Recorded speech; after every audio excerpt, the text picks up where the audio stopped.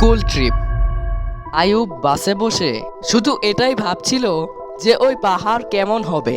15 বছরের আয়ুব গত 3 বছর ধরে চণ্ডীগড়েই থাকছিল, কিন্তু তাও সে কখনো হিমাচলের পাহাড়ে যেতে পারেনি। তার এই স্বপ্ন সেই স্কুল ট্রিপেই পূরণ হতে চলেছিল। সবার লাঞ্চ বক্স থেকে খাবার খেতে খেতে আর নাচতে নাচতে সারাদিন কেটে গিয়েছিল। আর তারা সিমলা পৌঁছেই যেত, কিন্তু আচমকা তাদের বাস, যা কিছুক্ষণ আগেও একদম ঠিকঠাক চলছিল, তা থেকে ধোঁয়া বের হতে লাগলো। রাত তখন 12টা বাজে, আর সাথে বাচ্চারা ছিল। তো সব টিচার্সরা মিলে সিদ্ধান্ত নিল তারা কাছেই কোনো হোটেলে থেকে যাবে, আর সকালে মেকানিককে ডেকে বাস ঠিক করিয়ে সিমলার উদ্দেশ্যে গমন করবে। ওরা সবাই কাছেই একটা হোটেল পর্যন্ত পৌঁছালো। ওই হোটেল 2 দিক দিয়েই বড় বড় পাহাড় আর গাছ দিয়ে ঘেরা ছিল। টিচার্সরা সব বাচ্চাদের আলাদা আলাদা রুমে ভাগ করে দিল, আর ডিনারের পর সবাই শুতে চলে গেল। আয়ুবকে তার 2 বন্ধু আমান আর রোহানের সাথে রুম দেওয়া হয়েছিল, আর ও খুব খুশি হয়েছিল, কারণ তারা দুজন তার খুব ভালো বন্ধু ছিল। আয়ু, আমান আর রোহান যখন রুমে গেল, তারা রুমের জানালা দিয়ে জঙ্গলের মাঝখানে একটা ঝিল দেখতে পেল।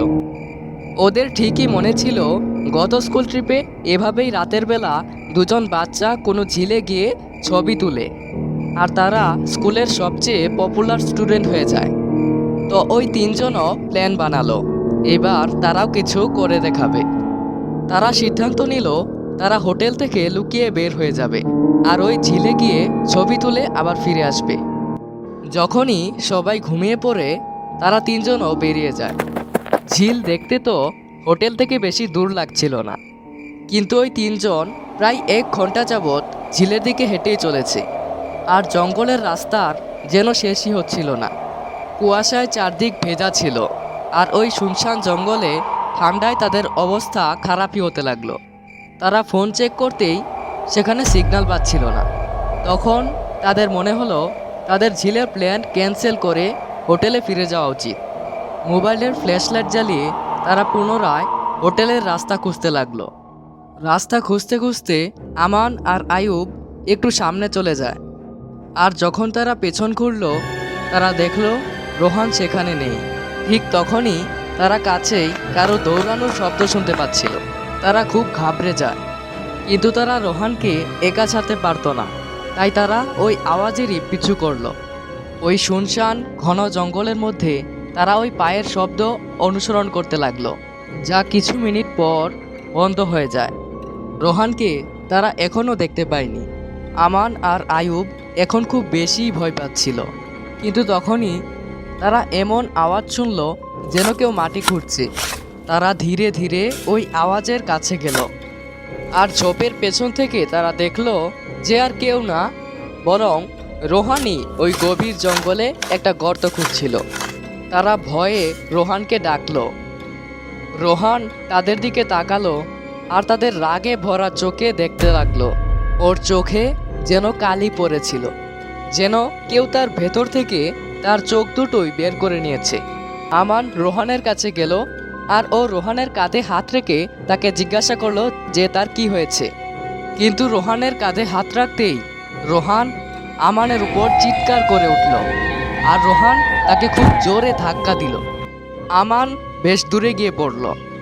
রোহানের মধ্যে কোনো আজব শক্তি এসে গিয়েছিল।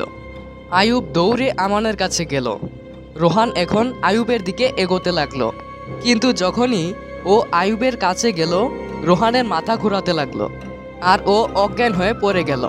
আয়ু তার জ্ঞান ফিরানোর চেষ্টা করছিল, আর যখনই রোহানের জ্ঞান ফিরল, ও আমানের দিকে দেখল, আর জোরে জোরে চিৎকার করে বলতে লাগলো, ও ও আমানের মধ্যে আছে।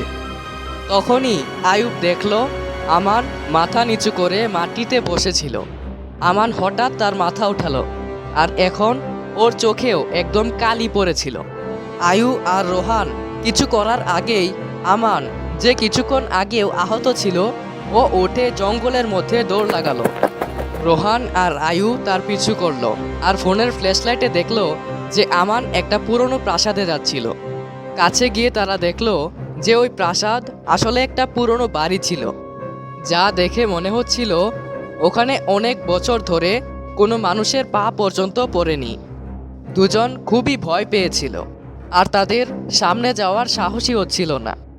কিন্তু আমানকে বাঁচানোর জন্য আয়ু আর রোহান ওই বাড়িতে প্রবেশ করলো। উপরের ফ্লোর থেকে তারা আওয়াজ পাচ্ছিল।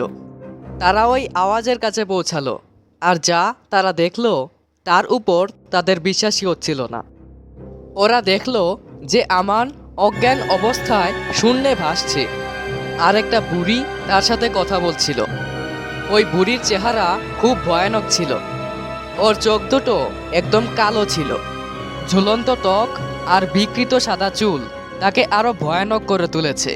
ওই দুজন ওই ভয়ানক বুড়িকে দেখেই বাইরে পালালো। ওই বুড়িও তাদের পেছন পেছন আসতে লাগলো। আয়ু আর রোহান দ্রুত ওই ফ্লোর থেকে নিচে নামলো আর ওই বাড়ির দরজায় পৌঁছালো। যখন তারা একবার পেছন ঘুরে দেখলো তো ওই বুড়ি অশরীরী কোনো পোকার মতো শুয়ে সিঁড়ি দিয়ে নামছিল আর ক্রমশ তাদের কাছে আসছিল। তারা কোনোভাবে সেখান থেকে বেরিয়ে জঙ্গলের দিকে প্রাণপণ দৌড় দিল। দৌড়তে দৌড়তে তারা বুঝতেই পারেনি যে কখন তারা ওই ঝিলের কাছে এসে পড়েছিল, যেই ঝিলের খোঁজে তারা হোটেলের বাইরে বেরিয়েছিল। রোহান আর আয়ুব দৌড়তে দৌড়তে ওই ঝিলে গিয়ে পড়ল। ওরা ক্রমশ ডুবে যাচ্ছিল। ওদের এমন মনে হচ্ছিল যেন কেউ তাদের নিচের দিকে টানছে। আয়ুব কোনোভাবে ঝিল থেকে উঠে আসলো, কিন্তু তার চোখের সামনেই রোহান ঝিলে ডুবে গেল, আর ও কিচ্ছু করতে পারল না। আয়ু এসব দেখে এত ভয় পেল যে তার মাথা ঘুরতে লাগলো, আর ও সেখানেই অজ্ঞান হয়ে পড়ে রইল। সকালে যখন আয়ুবের চোখ খুলল তো সে তার হোটেলের রুমেই ছিল। ও দৌড়ে বাইরে গেল। বাইরে পুলিশের অনেক টিম ছিল, আর মাটিতে সাদা কাপড়ে ঢাকা রোহান আর আমানের লাশ পড়েছিল। পুলিশ তো এটাকে মার্ডার ঘোষণা করে দিয়েছিল, কিন্তু স্থানীয় লোকজন বলল যে কিছু বছর আগে ওই জঙ্গলে এক বুড়ি থাকতো।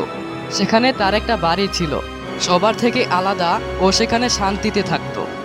কিন্তু একদিন তার বাড়ি দখল করতে গ্রামের কিছু লোকজন তার সাথে নির্মম ব্যবহার করে আর তাকে মেরে ওই ঝিলেই ফেলে দেয়।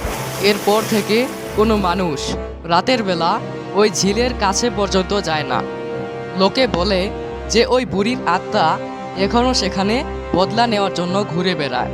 যদি এসব কথা ওই তিন বন্ধুর জানা থাকতো তো হয়তো আজ আয়ুবের সাথে সাথে আমান আর রোহানও বেঁচে থাকতো।